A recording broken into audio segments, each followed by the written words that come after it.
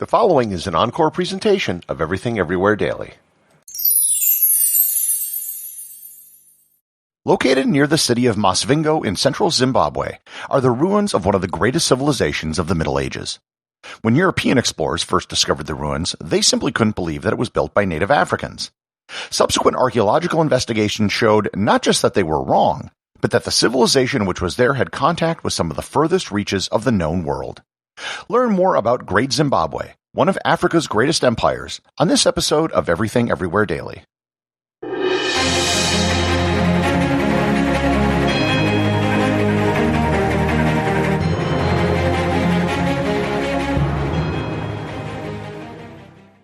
This episode is sponsored by Kachava. Hey everyone, I wanted to tell you about Kachava, my all-in-one daily super blend. If you're worried that you aren't getting all the nutrients you need or struggling to stay on top of your health, then listen up because Kachava has you covered. Kachava puts everything in your body in one glass, so you can have it all. All the superfoods, all the vitamins, all the omegas, all the adaptogens, all the greens, all the protein, all the benefits. For your gut, your skin, your hair, your brain, your muscles, your heart, everything. No more compromise, no more guilt, and no other nutrition shake does all of this. They traveled to the ends of the earth to source everything and then crushed it up. Kachava is a powder. You take 2 scoops of it and just add water and blend it up, and it tastes incredible.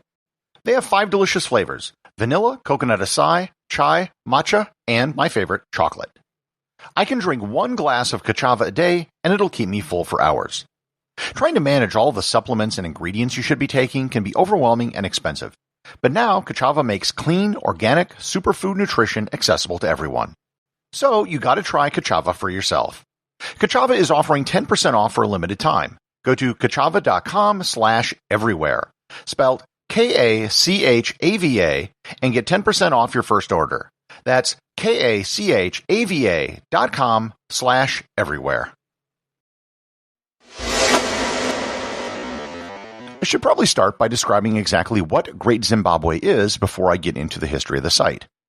The site known as Great Zimbabwe is a stone ruin located in central Zimbabwe about 270 kilometers or 170 miles due south of the capital of Harare.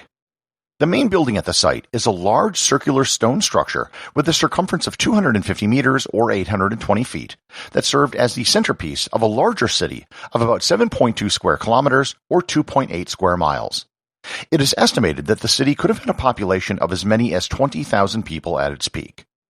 The word Zimbabwe is from the Showa language, and it's usually defined to mean house of stone.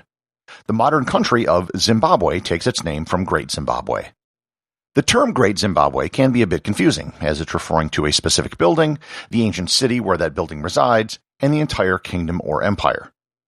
Usually when telling the story of some ancient place, I'll usually start right at the beginning. To understand Great Zimbabwe, however, I think it's most instructive to start near the end, when it was discovered by Europeans.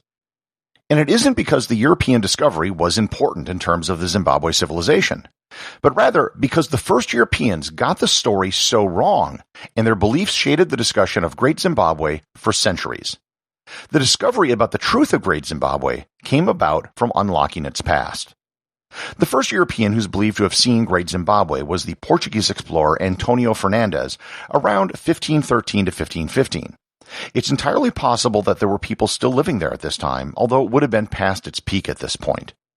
One Portuguese explorer named João de Barros noted, quote, "When and by whom these edifices were raised, as the people of the land are ignorant of the art of writing, there is no record. But they say that they are the work of the devil, for in comparison with their power and knowledge, it does not seem possible to them that they should be the work of man." End quote. This was the first inkling that the Europeans didn't believe that Great Zimbabwe could have been built by the people native to the region. The ruins were mostly ignored until European powers began carving up the continent in the 19th century.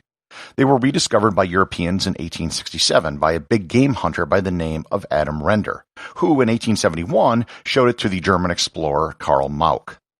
Mauck immediately, and without any evidence, began associating the site with the biblical Queen of Sheba. This was a pretty common thing in the 19th century. Amateur archaeologists would try to find some biblical connection for many archaeological finds. Mauck even began to say that it was a palace designed to replicate the palace of the Queen of Sheba in Jerusalem. The rumor of the Queen of Sheba became the predominant narrative about the site with all of the European settlers to the region in the late 19th century. The problem was that the non-biblical explanations weren't much better. The German explorer Karl Peters was conducting a dig at the site in 1905, where he found a ceramic funerary figurine which he claimed was from the 18th dynasty of Egypt. This implied that either the site dated back 3,500 years, or that it was an Egyptian outpost in southern Africa. English explorer J. Theodore Bennett also conducted a dig at the site, and via his expert opinion, claimed that the site had been built either by Arabs or by the Phoenicians. And he came up with this theory mostly because he had traveled extensively in the Middle East, and that was what he knew best. These theories drove professional archaeologists nuts. What they all had in common is that they were created by amateurs, and they all discounted the very obvious idea that Great Zimbabwe was built by the people who lived there. Professional archaeologists began studying the site in the early 20th century, around the same time that many of the more outlandish theories were being spread. The first scientific study of the site was conducted by the British archaeologist David Randall McIver in 1905. He concluded that the site was of Bantu origin. Just as an aside, Bantu is the name given to the linguistic group of most of the people who live in Central and Southern Africa. People in this group would include the Hutu, the Zulu, Xhosa, and Shona. Randall McIver also claimed that the site was medieval in age, which was initially rejected by most other archaeologists. In 1929, English archaeologist Gertrude Canton Thomsen conducted several digs at the site and came away with a similar conclusion. In her report, she noted, quote, "Examination of all the existing evidence gathered from every quarter still can produce not one single item that is not in accordance with the claim of Bantu origin and medieval date." End quote. The theory that Great Zimbabwe is of Bantu and medieval origin has held up to scrutiny and even more research at the site over the years.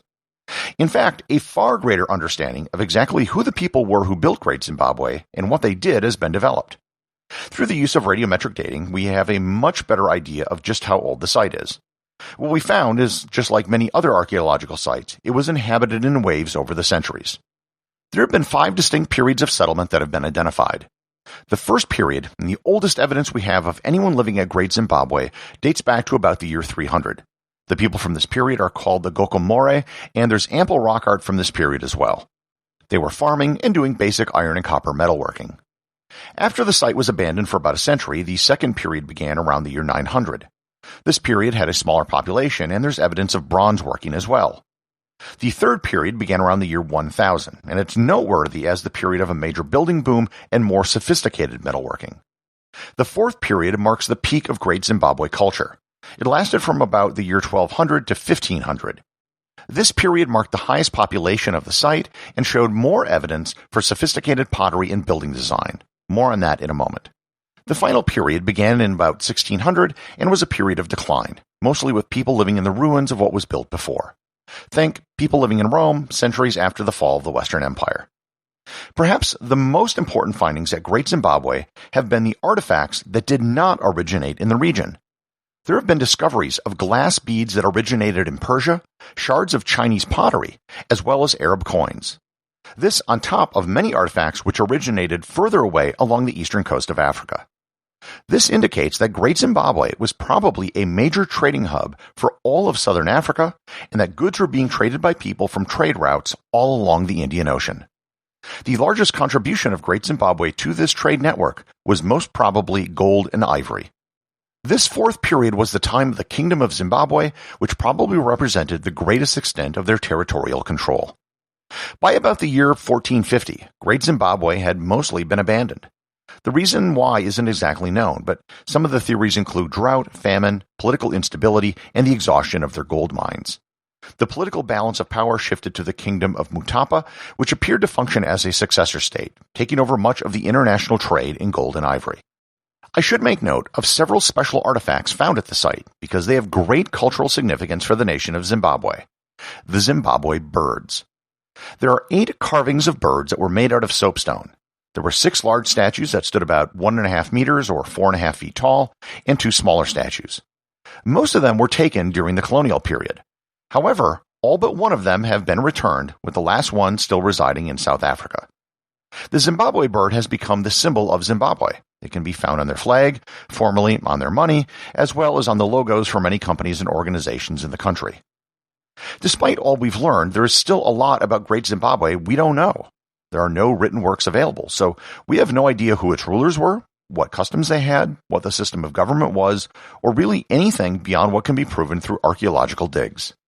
We don't even know the true purpose of the main circular structure at the site. It might have been a palace, a religious site, or possibly even used for grain storage. Great Zimbabwe has been used as a political football for almost every group. When the country was under white rule and known as Rhodesia, the government officially endorsed the earlier theories that the site wasn't created by Bantu peoples and actively censored all other theories.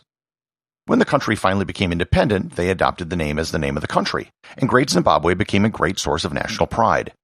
Since independence, political parties within the country have all claimed some connection or inspiration from Great Zimbabwe. There is now a Great Zimbabwe University that's open in the nearby town of Masvingo, and it's also been declared a UNESCO World Heritage Site. Great Zimbabwe is probably one of the least known ruins of a great civilization in the world. During its peak, it was probably the single most important city in southern Africa, and one of the most important trading centers in the entire world. Everything Everywhere Daily is an Airwave Media podcast. The associate producers are Thor, Thomsen, and Peter Bennett. If you'd like to support the show, you can do so over at patreon.com. And remember, if you leave a review or send in a question, you too can have it read on the show.